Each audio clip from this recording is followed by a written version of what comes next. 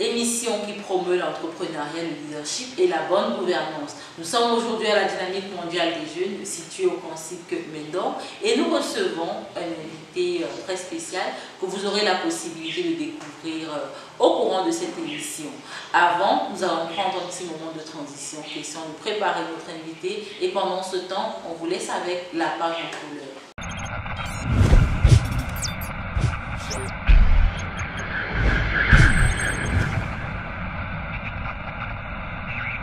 De retour sur ce plateau, comme nous l'avons annoncé, nous sommes actuellement à la dynamique mondiale des jeunes. Je suis Jacqueline Mouna au micro de cette présentation et nous accueillons ce jour un invité spécial à qui nous laisserons le soin de se présenter. Mais avant, nous allons tout d'abord prendre la température au lendemain de cette défaite des Lions. Comment vous vous sentez?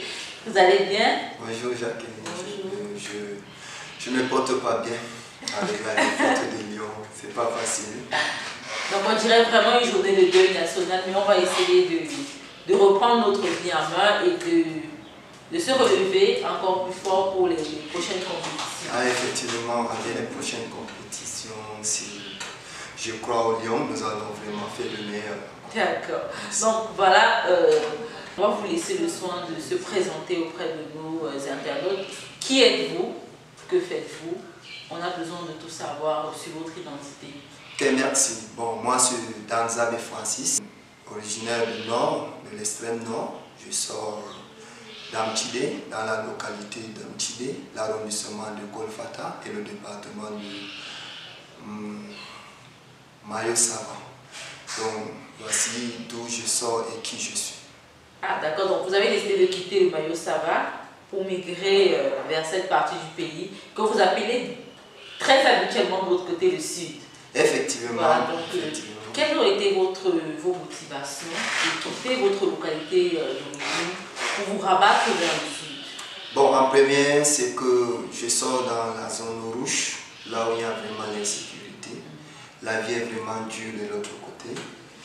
Et avec les différentes tentatives de Boko Haram ces derniers temps, on ne parvient pas vraiment à s'en sortir.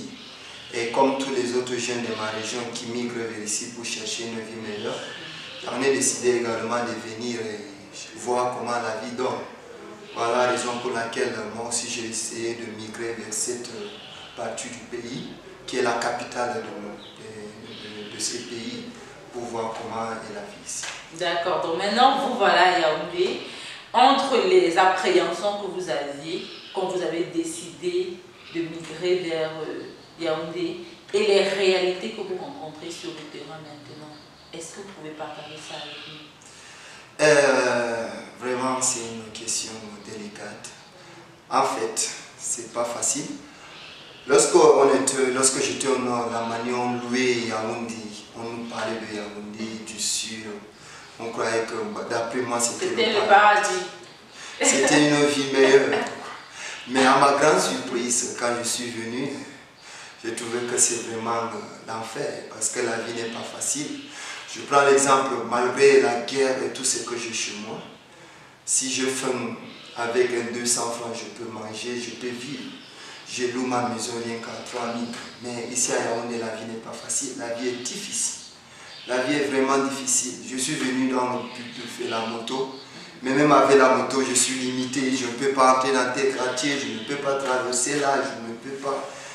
Bon, d'après moi, je vois que la vie que je vivais, ma vie du Nord, par rapport à ce que je connais au Nord, est mieux que la vie de Yaoundé. La vie de Yaoundé n'est pas si facile.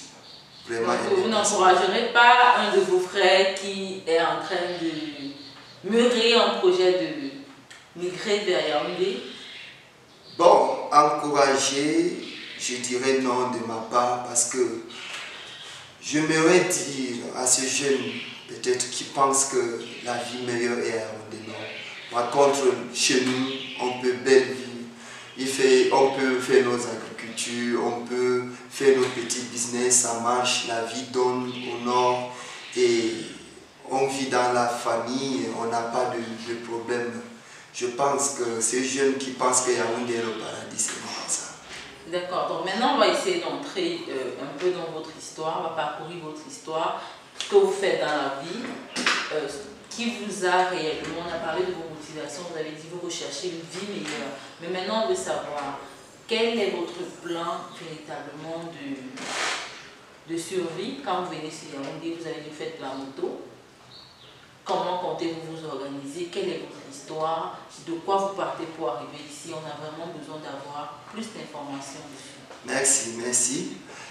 Bon, s'il faut un peu parler de mon histoire, je suis un enfant, orphelin de mère et de père, qui date de cela plus de 20 ans.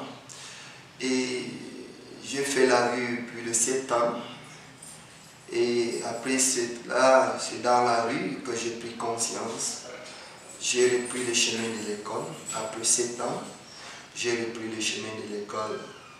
Je me suis battu contre les vents et les marées. Et voici aujourd'hui, je suis masteré en master. Gloire à Dieu. Sauf que la vie n'était pas facile jusqu'à ce niveau.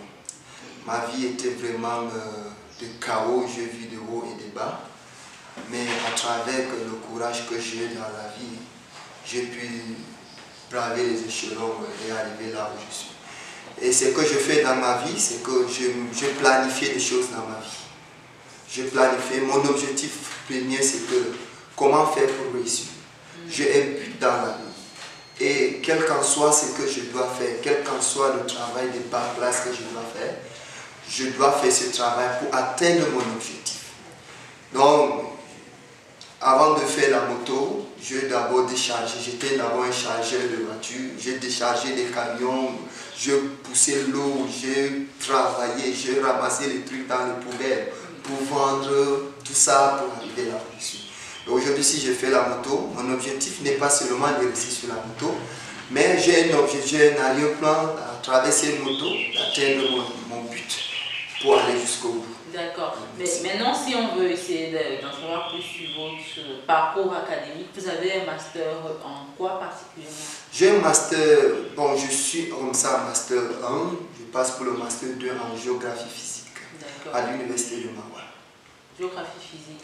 Et là, vous arrivez au sud, vous arrivez à Yaoundé, pendant la célébration de la fête de la jeunesse, c'est la 56e édition de la fête de la jeunesse, qui a pour thème jeunesse et participation volontaire aux grands défis du Cameroun. Maintenant, en tant que jeune qui a parcouru toutes ces étapes de par votre histoire, qu'est-ce que ce thème vous renvoie de manière particulière? D'après vous, quelle est la place du jeune dans le développement de votre pays? En tant que jeune Camerounais, le défi que la jeunesse a à réveiller dans cette nation, la première des choses, c'est qu'elle doit d'abord braver le chômage. Nous vivons dans une société où il y a beaucoup d'intellectuels, il y a vraiment des gens qui ont fait l'école et on n'a pas de travail. Le chômage est en train de battre son école dans cette nation.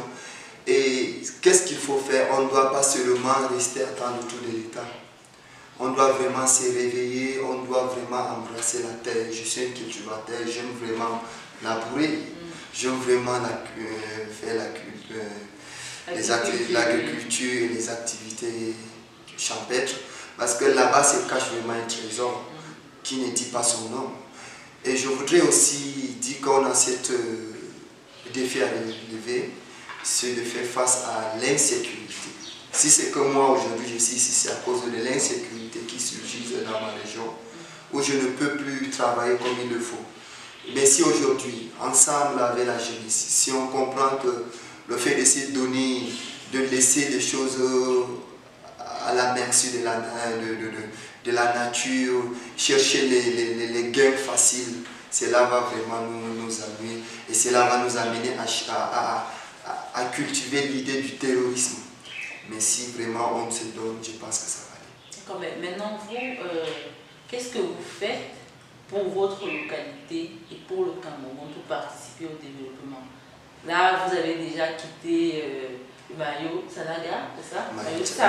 Mayo Sava pour Yaoundé. Ça veut dire que si tous les jeunes décident de quitter cette localité pour se rabattre du côté de la grande ville, du côté du sud, comment ça va se passer? Qui aura le leadership de changer les choses dans votre localité? Qu'est-ce que vous faites particulièrement? Merci, merci. Si ce que vous me permettez de parler dans ma localité, les jeunes qui ont atteint mon niveau, on ne peut pas les passer 3 à 4. Mais imaginez si c'est que ces 4 jeunes laissent cette localité, la localité se sentirait seule. Et on aura peur des défenseurs de cette localité. Donc je voudrais parler à la rencontre de tous ces jeunes intellectuels qui pensent que, arrivé à un certain niveau, je dois d'abord abandonner ma localité. Il est bien sûr que si on est dans ces localités, on pense qu'on n'est pas vu. On pense que dans ces localités, on est caché. Parce que personne ne peut savoir. Imaginez à Yaoundé, tous les concours qu'on lance à Yaoundé, avant que cela arrive au nord, on tend déjà vers la date de la fermeture. Vous voyez, raison pour laquelle beaucoup de ces jeunes migrent. Mais je voudrais aussi rappeler à la jeunesse que, étant dans notre localité, avec la sagesse que nous avons et l'intelligence que nous avons, nous serons à l'écoute de tout ce qui se passe. Et je voudrais vraiment dire à la jeunesse que rester dans sa localité et donner le meilleur qui en soit va vraiment permettre à cette localité de se développer. D'accord.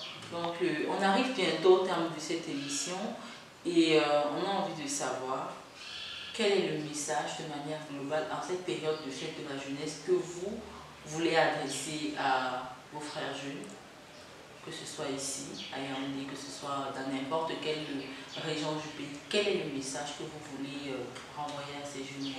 Merci. Le message que je à cœur et qui me tient vraiment à cœur pour renvoyer à la jeunesse, c'est que la première des choses, la jeunesse doit d'abord faire l'école. Je me suis dit, si moi, Francis, plus de 20 ans, j'ai grandi sans mère, sans père. Et si c'est que je suis arrivé à ce niveau, personne ne peut dire qu'il ne peut pas arriver là où je suis là, vraiment, le courage. Et je veux que la jeunesse le sache. Nous avons cette capacité. La nation compte sur nous. Et si c'est que nous donnons le meilleur de nous, nous irons jusqu'au bout. Oublions le fait de dire que je ne peux pas parce que l'administration est corrompue, je ne peux pas faire ceci, je ne peux pas faire tel concours. L'école n'est jamais perdue. Si tu fais l'école, un de ces jours, tu vas toujours réussir. À travers l'école, tu peux savoir comment faire l'agriculture, comment faire les affaires, comment même diriger sa propre famille.